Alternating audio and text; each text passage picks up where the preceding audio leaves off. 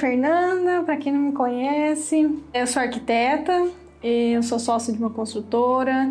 A minha posição, minha função, principalmente dentro dessa construtora, é gerir e garantir a qualidade de execução, né, das obras. Dentro dessa construtora a gente faz prédios residenciais de alto padrão e a intenção de criar o canal, de criar as páginas, foi justamente trazer o dia a dia da obra, trazer um pouco dessa parte prática que eu vejo que quando a gente sai da faculdade a gente sai com muita insegurança, né? Para poder realmente tirar, né, o projeto do papel e tornar aquele projeto uma realidade. Então essa foi a intenção, né, o propósito de trazer essas páginas, o propósito de trazer o canal Domine a Sua Obra foi justamente para poder ter um meio em que eu pudesse trazer para as pessoas, né, para estudantes de arquitetura, de engenharia ou engenheiros e arquitetos que já estão aí no mercado, mas que têm uma certa insegurança, uma certa dificuldade, aquilo que eu procurei no início da carreira e que eu não consegui encontrar. E hoje eu gostaria de trazer aqui, então, perguntas que vocês me fizeram para aqueles que já estavam inscritos na Semana Dominando Sua Obra. Ali a gente tinha uma pesquisa, e nessa pesquisa vocês tinham ali um campo que vocês poderiam fazer perguntas a mim. E eu quis trazer essas perguntas, então, para responder para vocês. Primeira pergunta que eu quis trazer aqui, que uma pessoa me fez. Ela perguntou se eu fiz estágio durante a faculdade e se me ajudou com as obras, né, depois quando eu me formei. Provavelmente essa pessoa ainda está dentro da faculdade e pensando na possibilidade ou não de fazer ou não estágio, né? Esse estágio realmente vai ajudar pós-formado, né, nessa questão de dominar uma obra, nessa questão da execução. Gente, trabalho sempre é bom, tá? Então, assim, se você está na faculdade e você está pensando se sim ou não fazer estágio, eu sempre recomendo a fazer. Agora, chegar para vocês e falar que os estágios realmente supriram essa parte de agora eu sei dominar uma obra, não. Com certeza não. Vamos pensar como empresa. Quando a empresa vai contratar alguém, o que ela procura? Ela procura pessoas para suprir atividades que ela não está dando conta de suprir com as pessoas que ela já tem. E normalmente, até como empregadora, eu posso dizer isso, quando a gente vai buscar um estagiário, são para tarefas específicas, né? Então, assim, a empresa em si não tem a mesma responsabilidade que a faculdade de chegar e falar, olha, eu vou pegar esse ser humano que está vindo aqui trabalhar como estagiário comigo e vou fazer, vou me empenhar para que ele realmente passe por todas as fases da obra e realmente aprenda como dominar uma obra. A empresa não vai ter essa responsabilidade, não vai ter esse empenho. Ela vai querer alguém que consiga cumprir as funções dentro de obra ou dentro do escritório, ou até mesmo funções nada a ver com engenharia e arquitetura, porque ela precisa de alguém ali para auxiliar tudo isso. Então foram as minhas experiências com o estágio e por que eu posso dizer que realmente não me ajudou. Tem alguns sortudos que às vezes trabalham em construtoras que realmente têm esse empenho, mas eu acho que eu ouvi uma pessoa na minha vida que realmente falou, olha, eu aprendi no meu estágio a conseguir construir, etc., mas normalmente não é bem assim que acontece. Eu trabalhei, acho que em 5 estágios diferentes durante a minha faculdade, eu sempre quis trabalhar, foi um desejo meu. E o primeiro estágio que eu fiz foi de um escritório dos meus professores. Meu professor, que era arquiteto, era casado com uma engenheira, que era até a nossa professora de gestão de obra, tudo. Ela tocava obra gigante, obra de estrada. Até trago ela, assim, como exemplo aqui bastante no canal, que ela foi, de certa forma, inspiração para mim. E dentro desse escritório, no momento que eu trabalhei lá, eles estavam fazendo projeto para executar um dos blocos de uma faculdade lá de Curitiba. Beleza, era um projeto um pouco grande, né? Um projeto maior. E eu fiquei mais na parte do escritório e tive a oportunidade dentro desse escritório, até por conta dessa minha professora, a trabalhar com a parte de orçamento, né? Eram demandas específicas para o escritório em específico. E, de certa forma, em alguns momentos daquele estágio, eu precisei trabalhar como auxiliar administrativo, eu tinha uma responsabilidade de fazer uma limpeza de uma parte do escritório, cada dia da semana tinha uma pessoa que tinha que fazer café, enfim, eram várias atividades que eu tinha ali dentro daquele escritório, até por ter sido meu primeiro estágio, não tinha tantas responsabilidades, era um trabalho mais braçal, até porque eu estava aprendendo. Então, assim, foi bacana para eu aprender a me desenvolver no AutoCAD, para eu aprender um projeto grande, como era de detalhamento, né, dessa parte de um bloco, né, de faculdade. faculdade. Foi bacana porque eu tive contato com alguns fornecedores e comecei a aprender o que era orçar realmente, né? Pegar o telefone e sair, tipo, quanto que é, quantos metros quadrados de tal coisa, enfim. Foi bacana por esse lado. Mas não aprendi domínio de obra nem prática profissional dentro de obra, problemas que podem surgir em cada etapa de obra. Meu segundo estágio eu fiz num outro escritório de arquitetura e que era mais voltado a obras menores, né, casas, e que eu tinha ali uma certa função dentro de obra também, que era para fazer medição, para conferir prumo, esquadro, para conferir se estava com a pintura no lugar certo, o revestimento no lugar certo, enfim. E em alguns momentos eu ajudei a comprar coisas que faltavam dentro de obra. Então, vai faltar cimento, preciso de tantas sacas para semana que vem. Esse tipo de coisa. Também bacana, tive algum contato ali inicial com alguma obra, mas também não me deu respaldo para dominar uma obra realmente, para saber exatamente o que fazer em cada pedacinho de obra, né? Lá mais para frente, né, fiz estágio de interiores, fiz estágio em outros lugares e o próximo estágio que eu fiz maior, né, que foi até o meu último, que eu fiquei mais tempo, quase 2 anos, foi um estágio no escritório de arquitetura hospitalar. E nesse escritório, que ele era acostumado só com projetos grandes, eu tive a oportunidade, vamos dizer assim, de ficar na parte da aprovação desses projetos de hospital. E também eles estavam regularizando uma faculdade, projeto lá de uma faculdade, então eu tinha que ir lá e passei toda a faculdade para o AutoCAD para regularizar isso na prefeitura.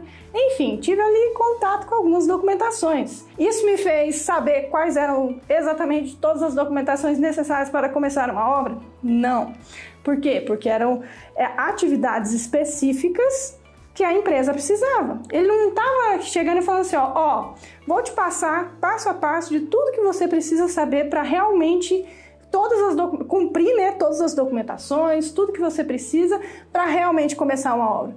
Não, na aprovação do hospital, por exemplo, tinha lá uma cartilha gigantesca de um monte de coisa que tinha que mudar, porque o hospital é um projeto bem complexo, realmente, tem RDC 50, enfim, você tem que cumprir lá, então tinha vários itens que precisavam ser modificados dentro do projeto. Então, eu lidei com uma parte só da aprovação desses projetos na prefeitura. E que também não me deu respaldo para, agora eu sei o que eu preciso para aprovar um projeto? Não, é justamente isso. Você trabalha em atividades específicas que a empresa precisa para poder suprir as necessidades da própria empresa. A empresa realmente, assim, ela precisa de gente para resolver problemas, né, para resolver essas demandas e não ter essa responsabilidade, por exemplo, dentro de um internato de medicina. Aí sim você está aprendendo prática profissional, porque o internato de medicina você é obrigado a passar por todas as frentes, né, da medicina, pediatria, geriatria, obstetria, sei lá, todas as frentes ali de medicina, e que os professores têm como responsabilidade passar a parte prática para esses alunos.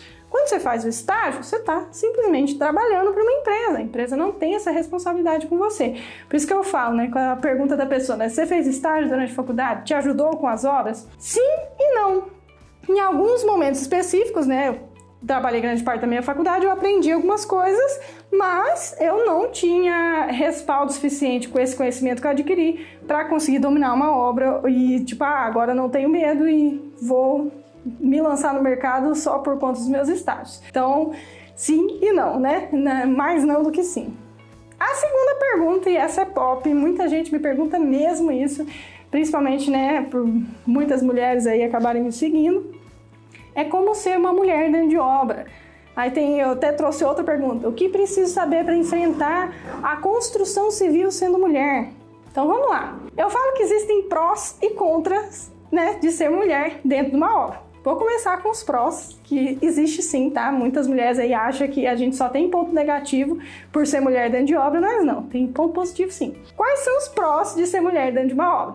Gente, o que eu percebi, e até o engenheiro, que é meu braço direito lá dentro da obra, conversa e fala comigo, né? Confidencia comigo. Em primeiro lugar, quando a gente está dentro de obra, as pessoas da obra, né? O pessoal de obra, eles tendem a ser um pouco mais asseados. Então, as mesas do refeitório mais organizadas, o banheiro mais limpinho, porque afinal tem uma mulher dentro de obra. Qual outro ponto que eu vejo que eles também são mais positivo aí para o nosso lado? eles tendem a ser menos mal educados ou a ser menos agressivos com a gente quando eles vão reclamar alguma coisa, ou, por exemplo, o mestre de obra para pedir alguma coisa. Então, eles tendem a puxar um pouco mais, assim, sabe? A frear um pouco mais. Algumas vezes eu tive, né, alguns probleminhas, vamos dizer assim, com falta de educação, mas com certeza, se fosse comparar a forma que eles me tratam e a forma que eles tratam outras pessoas, né, do sexo oposto, com certeza eles me tratam com maior carinho, vamos dizer assim,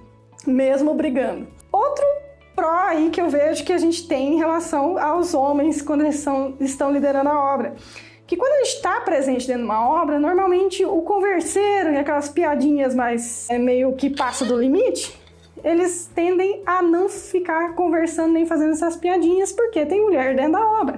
Então existem sim, né, vamos dizer, alguns pontos positivos aí, vários pontos positivos de ser mulher dentro de obra. A gente mantém aí um ambiente até um pouco mais organizado, eles tendem a ter maior cuidado, vamos dizer assim. E quais são os contras, né? Eu acho que muita gente me pergunta isso para justamente saber como lidar com os contras e quais são os contras de ser mulher dentro de uma obra. Bom, gente, inicialmente, né, até quando eu comecei, eu tinha muito medo de entrar em obra e eu vejo que muitas mulheres também têm medo de entrar em obra por ser um ambiente que tem muito homem, etc. E, em primeiro lugar, a gente pensa em questão de: será que eu vou ser assediada? Será que eu vou ser respeitada, né, como mulher em si? Porque a gente sabe que, né, infelizmente acontece. Mas eu vou confidenciar uma coisa pra vocês. Eu, Maria Fernanda, nunca sofri assédio de ninguém da equipe de obra. Eu já sofri alguns problemas que, nossa, teve algum caso aí que eu tive quase que acionar judicialmente com cliente, com fornecedor e com corretor. Mas nunca com a equipe de obra. Engraçado até. Então, assim, eu, Maria Fernanda, não seria a pessoa certa de chegar aqui e falar: nossa, faça isso ou faça aquilo, porque realmente eu não passei por isso e espero nunca passar. Mas eu trago aqui o conhecimento e a experiência de uma amiga minha, tá? Que é engenheira, que também esteve à frente de uma obra. Ela sofreu um assédio. E daí ela me contou um macete que ela usa e que eu passei a colocar como mantra na minha vida também, pra, tipo, não sei se é coincidência ou não, mas eu nunca tive problema e eu continuo com o mesmo pensamento dela, vamos dizer assim, ela me emprestou esse conhecimento. O que ela falou pra mim uma vez? Que ela chegou ao ponto dela pedir demissão do emprego dela, porque ela tava sofrendo assédio por um servente. Que ela é uma pessoa muito extrovertida, muito pra cima, muito felizona, muito brincalhona, e ela sempre foi assim, é o jeito dela. E quando ela foi dentro de obra, liderar uma obra dessa forma, desse jeitão dela, acabou que um dos serventes ali acabou confundindo as coisas, vamos dizer assim, e começou a querer conversar com ela fora de horário, enfim, né? Coisas ruins. E ela falou pra mim que, mesmo conversando com o pessoal da construtora, mesmo conversando com o engenheiro, mesmo conversando com ele e o engenheiro juntos, não parou, foi algo que incomodou ela pra caramba e ela acabou pedindo demissão. O que ela falou pra mim que ela fez que acabou resolvendo a situação dela? Ela falou que nunca mais teve assédio e que eu uso pra mim também. Ela fala que ela imagina um personagem. Então, para todas as pessoas dentro de obra, seja fornecedor, seja cliente, seja corretor, seja o pessoal de obra mesmo, ela imagina como sendo um chefe do pai dela, um novo chefe do pai dela. Eu falei: nossa, que loucura, né? Por que você pensa isso? Eu fui perguntar pra ela, né? Ela falou: porque assim, é o chefe do seu pai. Então você tem que tratar ele com respeito, né? Porque é o chefe do seu pai. Mas não é uma pessoa que é próxima a você e não é o seu chefe, então você não tem que ficar se preocupando assim, tipo, querer se mostrar: ai, não, eu faço as coisas, eu tô certa, eu sei lá o quê. Ela falou: você não tem obrigação nenhuma com essa pessoa, só tem que ser educada, vamos dizer assim, né? Então ela meio que criou esse personagem e é a forma que eu consigo lidar com o pessoal e, coincidência ou não, eu nunca sofri assédio por ninguém e ela falou que resolveu o problema dela. Então, empresto aí o conhecimento dessa minha amiga para vocês, mulheres aí que têm medo de lidar com obra, de imaginar todas as pessoas que vocês vão estar nesse universo aí mais masculino como sendo o novo chefe do seu pai, que é uma relação um pouco mais distante e que você não tem que ficar se preocupando em querer saber mais ou querer saber menos, enfim. Não tem aquela obrigação, vamos dizer assim. Acaba que... E principalmente no início, ali quando eu e minha sócia, a gente não tinha nome na cidade, ainda estava montando a construtora, as pessoas realmente não davam muita credibilidade. E, inclusive, falavam com a gente, né, ou falavam da gente, dessa nova construtora entrando na cidade, que é uma cidade pequena, então acaba que a notícia corre rápido, que a construtora não era nossa, que a construtora era do esposo da minha sócia, que ela é a minha sócia, minha tia, né? Para quem não sabe, ela é mais velha, né? Tem a idade da minha mãe. Então, todo mundo falava, a construtora do fulano, se referindo ao marido da minha tia, meu tio. E não a gente. E esse meu tio, ele não tem nada a ver com construção, ele é da parte jurídica. Então, assim, ele não trabalha com construção civil. Para ele, assim, não é o universo dele. Então, não teria nem por que as pessoas confundirem esse tipo de coisa. Mas, inicialmente, era só a obra do meu tio, a obra do fulano, a obra do Beltrano. Sabe assim? Só porque era uma figura masculina.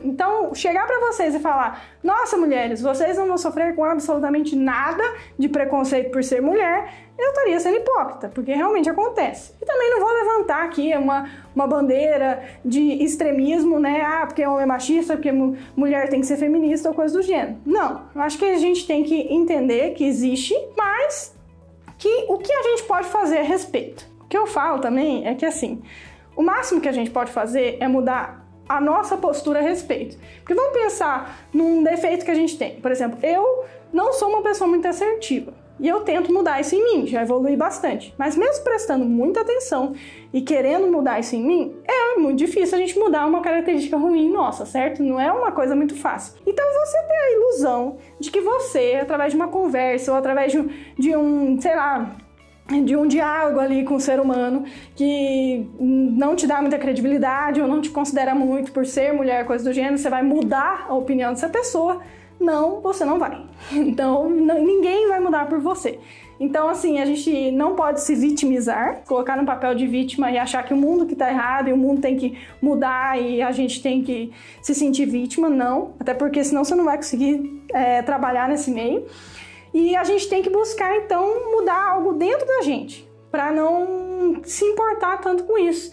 Tanto é que a gente foi crescendo dentro da cidade e automaticamente, não ligando e sendo assertiva e conversando com as pessoas e é a obra do fulano? Não é a obra do fulano, é a obra da Maria Fernanda e da Tânia. Não brigando, não se vitimizando, não dando importância para isso, acabou que ninguém mais lembra do meu tio como uma figura, vamos dizer assim, de dono da empresa e as pessoas conseguem reconhecer que sou eu e minha tia que estamos à frente dela, né? Que são duas mulheres. É aquela questão de tipo, se existe, vamos lidar com isso? Existe, tá? Não vou dizer pra você, não existe. Existe preconceito sim, você vai sofrer porque às vezes as pessoas não vão te dar credibilidade, a mesma credibilidade que daria por ser um homem, mas o que a gente pode fazer é mudar a nossa posição a respeito disso, ponto final. Então, não imaginar que a pessoa vai mudar por você. E como é que a gente muda isso? Gente, eu falo que a melhor forma de você conseguir exercer liderança dentro de obra com homens que são mais velhos que você, por exemplo, eu sou a mais nova da obra, e eu consigo exercer liderança com o pessoal.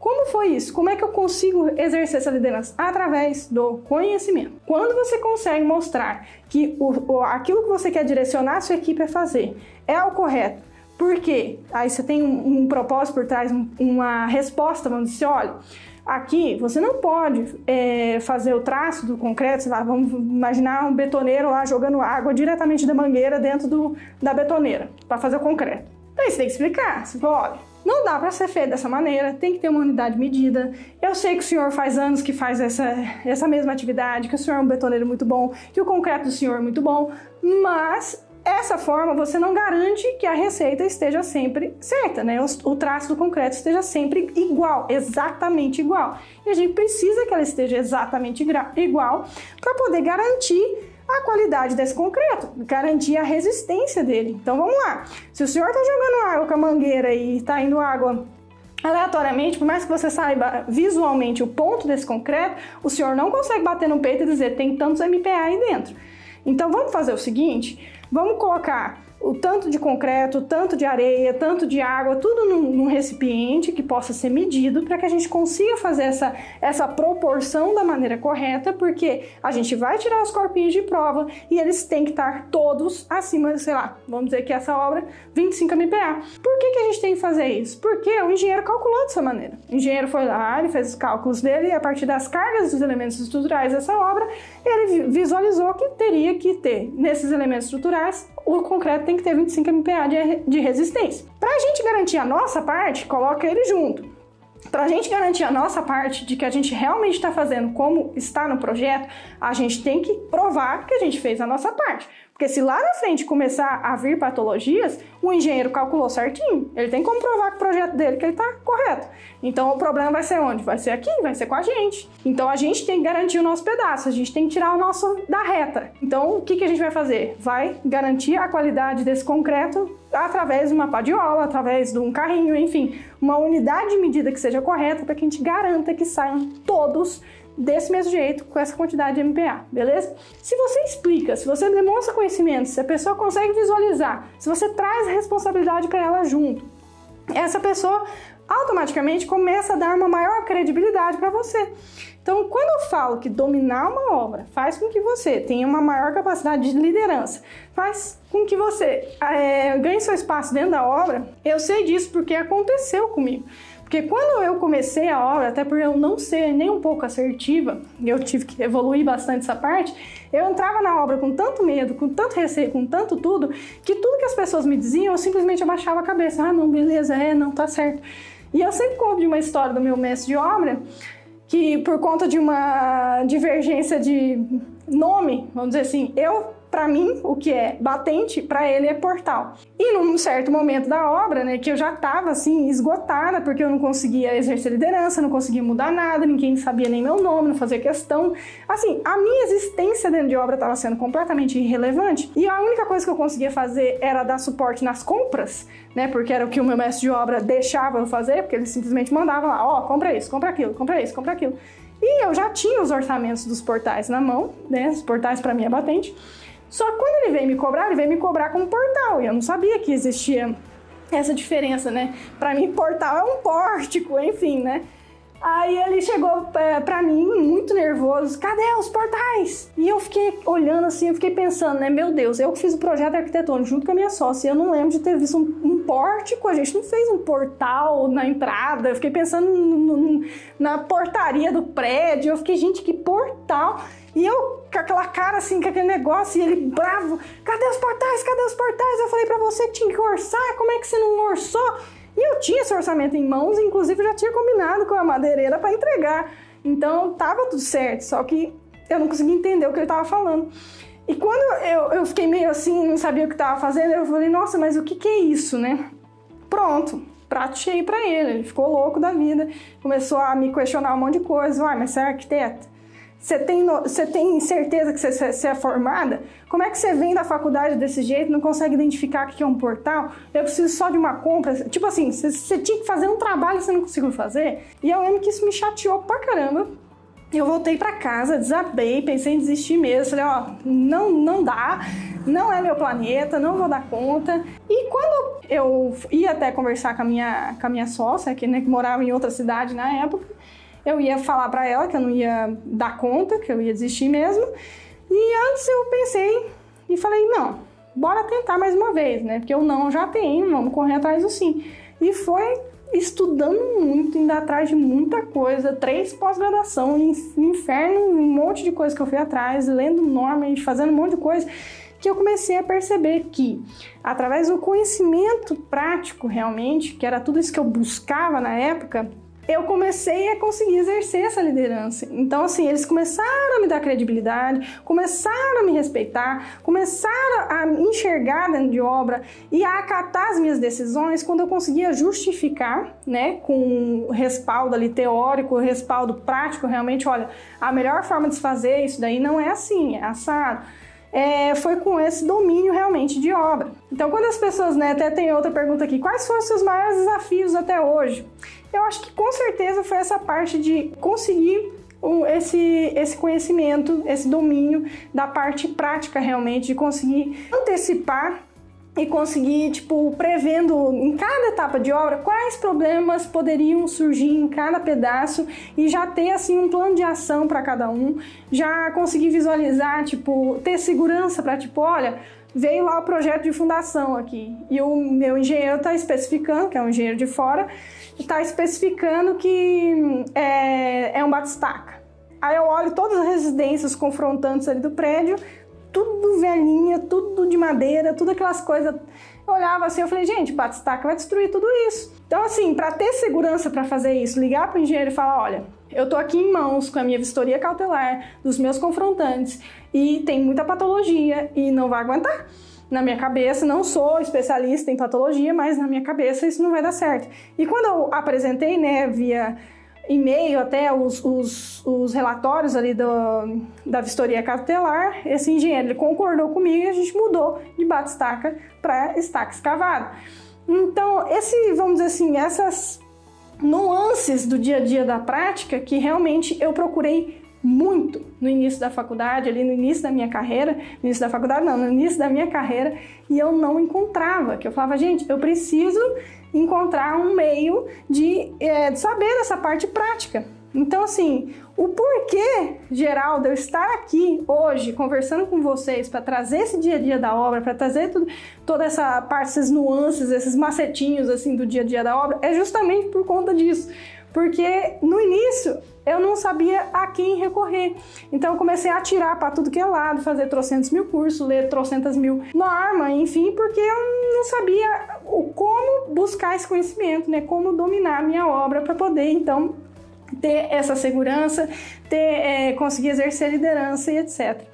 E quando a gente começou a ganhar um pouquinho de relevância na cidade, os alunos da faculdade de engenharia de arquitetura começaram a visitar as nossas obras e eu comecei a me enxergar neles, né? Com as mesmas inseguranças, com os mesmos questionamentos, até com as mesmas indignações, né? Daquele início da faculdade que, poxa, eu não tenho a mínima ideia, beleza, eu aprendi a fazer projeto na faculdade, mas eu não tenho a mínima ideia do que eu tenho que fazer. Por exemplo, meu cliente vai me contratar e falar, ó, faça o projeto e execute. O que eu preciso de documentação, de norma, de etc, para realmente... É só aprovar o projeto e conseguir um alvará? Não, gente. Não é só aprovar um projeto e conseguir um alvará. Você tem que fazer uma CNO, você tem que fazer uma comunicação prévia de obra, você tem que ir atrás de um monte de documentos, assim, você tem que verificar, se tem que demolir essa obra, você tem que ter um alvará de demolição, você tem que verificar como a sua mão de obra vai fazer uma limpeza de obra. Tem muitas nuancezinhas antes mesmo de você colocar um tijolo dentro do terreno, sabe? Antes mesmo de você começar realmente essa obra. Então é por isso que eu tô aqui, é por isso que eu quero trazer esse conhecimento para vocês, que eu acho que a gente pode ir trocando, vamos dizer assim, figurinhas e ajudar de uma forma com que eu senti falta no início, né? E é isso aí, pessoal. Espero que vocês tenham gostado. O vídeo eu trouxe algumas das perguntas. Teve uma pessoa até que perguntou se eu amo o que eu faço. Eu achei até engraçada essa pergunta. E com certeza, gente, eu acho que a gente tem que gostar, sim, daquilo que a gente faz, até para fazer com qualidade, fazer bem feito e também para não ser só um pedaço da sua vida, né? Que eu falo, você vai ficar 1/3 do seu dia trabalhando e 1/3 do seu dia você fica dormindo. Então, se você fica 1/3 da sua vida ali no seu dia trabalhando, tem que ser algo que você realmente tenha uma conexão, para também não ser um tempo que você está simplesmente vendendo esse tempo ali para conseguir o seu ganha-pão, sabe? Eu vejo que as pessoas que trabalham ali dentro da construtora trabalham com amor mesmo, a gente gosta bastante do que a gente faz ali dentro, sabe? Então eu acho que é também um dos motivos pelos quais a construção em si tá ficando tão boa e com tanta qualidade quanto a gente está fazendo, porque todo mundo que está ali dentro, todo mundo tem essa responsabilidade e realmente gosta do que está fazendo. Era isso, pessoal. Qualquer coisa, tô por aqui. E tragam aí os seus questionamentos, as dúvidas, as inseguranças, que o que eu puder fazer aqui, eu vou fazer do lado de cá. Um beijo!